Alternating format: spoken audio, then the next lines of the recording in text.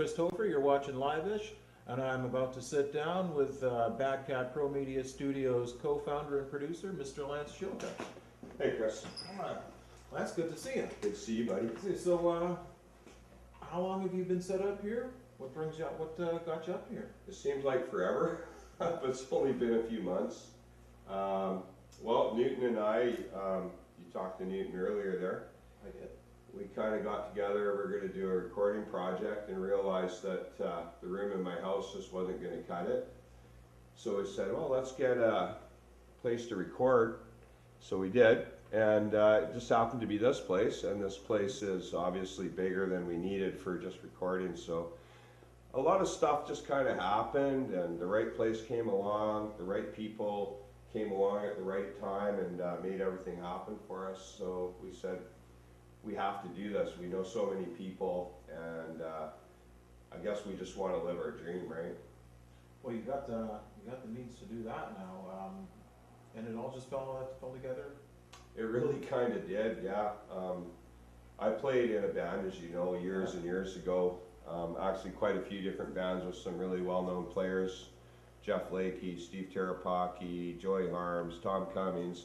A lot of guys that are well known in this area, especially at that time, not so much now. I mean, we're going back 20 years, and of course family and kids came along, and Life does what it does. yeah, and it did, and so we kind of put it down for a while, and I just was watching some YouTube stuff, and I thought, why am I not doing this? Time to pick the sticks back up, was it? Yeah, and it was time. It was almost too late. Well, they say use it or lose it, but I've heard Yeah. you play. I don't think losing it's going to be a big worry. Thanks. Do you have any of your own musical projects? Yeah, right now? Newton and I are working on Tales in Time. Tales in Time is sort of a theatrical musical piece. You could call it a lot of different genres of music, prog rock, rock, easy rock, some classical sort of influences in certain pieces, and it's a big undertaking, but we feel like with the way things are going with Bad Cat and MNET now with the MNET Arts Club, that we're meeting all the right people, and we're going to be able to fill in the blanks that we can't do ourselves, because we can't do all of this ourselves. You got to have the right team behind you. That's right. And you've got a pretty good team. How did you go about building your team? Well, we just sort of, all the people we know over the years, and the people that you meet through obvious acquaintances of theirs, that they sort of see what's going on and they want to be a part of it. And I mean, you can't accommodate everybody, but you just know the right pieces when you see them. So at least I think I do.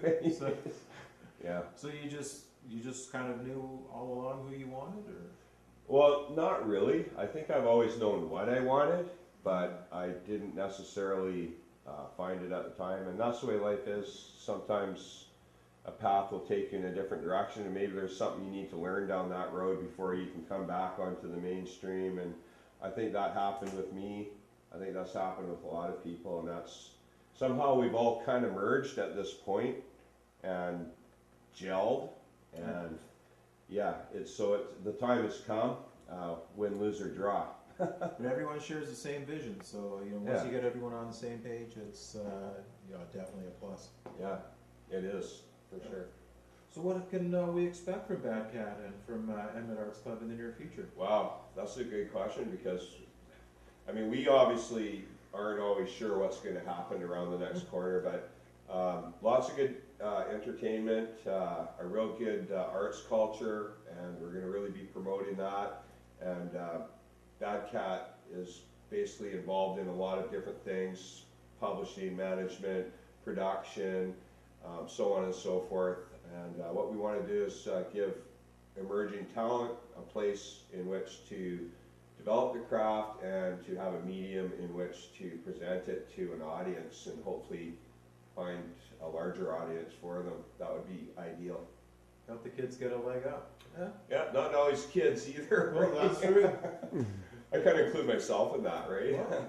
Well, musicians now, it's not easy to go for musicians now, so you kind of really need to kind of help each other and look out for each other more, I think. I think the more you do, the better off, yeah.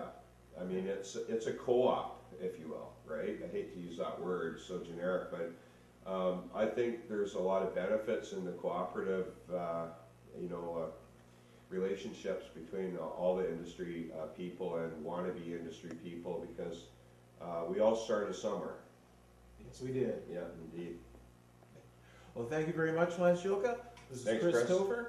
You're watching LIVEish on video, and we will see you again very soon.